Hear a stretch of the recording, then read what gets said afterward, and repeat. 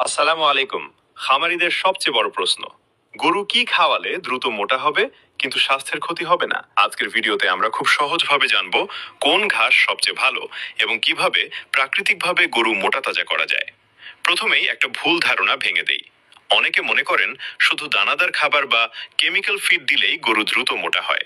হ্যাঁ, হয়তো অল্প সময়ের জন্য ওজন বাড়ে, কিন্তু এতে গরুর স্বাস্থ্যের ক্ষতি হয় এবং লাভ স্থায়ী হয় না।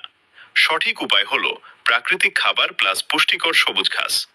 এখন আসি মূল কথায়, কোন ঘাসটা বেস্ট? ইন্ডিয়ান হাইব্রিড সরগম সুদান ঘাস।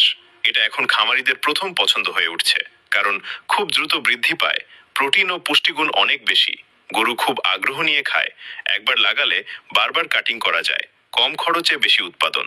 এই ঘাস নিয়মিত খাওয়ালে গরুর শরীরে ন্যাচারাল মাংস তৈরি হয়, ফলে গরু হয় সুস্থ, শক্তিশালী এবং বাজারে দামও বেশি পাওয়া যায়।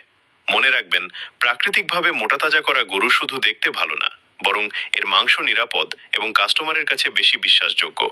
আপনি যদি চান কম খরচে বেশি লাভ এবং স্থায়ীভাবে গরু মোটাতাজা করতে, তাহলে আজ থেকেই শুরু করুন ইন্ডিয়ান হাইব্রিড সরগম সুদান ঘাস চাষ। বিস্তারিত জানতে এবং অর্ডার করতে এখনই ইনবক্স করুন।